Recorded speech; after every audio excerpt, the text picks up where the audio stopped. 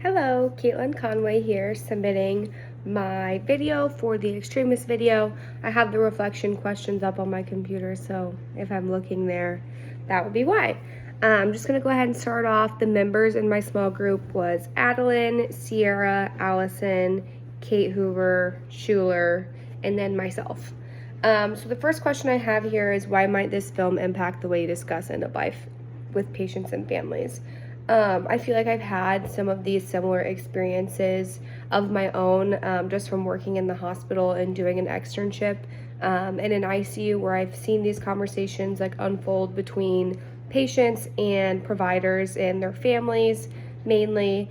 It's such a hard topic to discuss, and I feel like you'll never understand what those people are going through until you've been put in that situation from yourself. So I feel like as a nurse, I try to be very empathetic and very sympathetic to what the family members are going through, and what stages of grief they're going through and how they are grieving. I don't really think it's fair to judge patients upon that. So I feel like I even caught myself a couple times in the video, especially with the daughter, just kind of being a little off-put by her answers, but at the same time, you never know what she's going through and how she's taking the grieving process. I feel like the thing that made me the most uncomfortable when watching the video is just watching the semi-alert patients being on a breathing tube and being trying to maybe insinuate that they don't want that, but not being able to say it, and then also having family members at bedside not know exactly what they would want or how to go about the situation. So I feel like that's what made me the most uncomfortable, is maybe just people's wishes not being granted. Which questions are challenging to address? So we did mainly the first questions, the end of life conveyor belt questions, thinking about how Donna got there and kind of what her life looked like.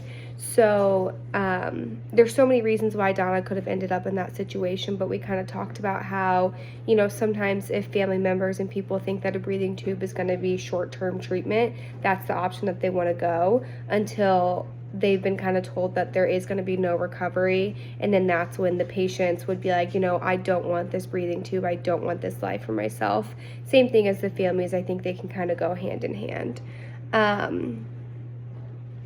So we know that Donna didn't want to be on a breathing tube, and she didn't want to die that way, especially after seeing some of her family members go through that.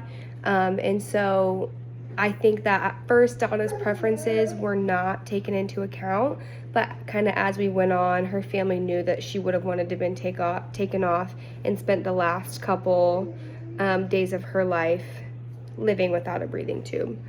I feel like I would have very similar opinions if it were my family or my own healthcare, whereas if I was only going to need a breathing tube for a little bit, if it was a short-term fix to a long-term solution, I would be okay with it. But if I were going to be in a vegetative state, I would ultimately not want the breathing tube long-term if that's how I was going to live my life. Louis, no. And then what would I have done differently? I think that as a provider and as a nurse, I would really want to sit down with the family and let them know this is what's being done to keep her alive. This is all the measures that we're going through. This is what her outcome looks like, or what we think it will look like, but we are uncertain as to, nobody can say indefinitely what her future is going to look like. So I feel like just sitting down and really having that conversation with her family is something that I would think is important. And then the question about how I anticipate this being challenging, having a challenging ethical patient situation in my future.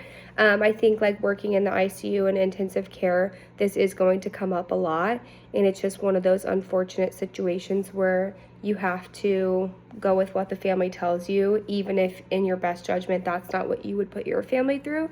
So I think just looking at these situations and knowing, not everybody has the same amount of knowledge, or not being able to let go or not willing to let go. I think just taking all of those things into account, and just knowing that everybody grieves differently and everybody would want their family to go through different things. And so yeah, I think just keeping that in mind would be super important.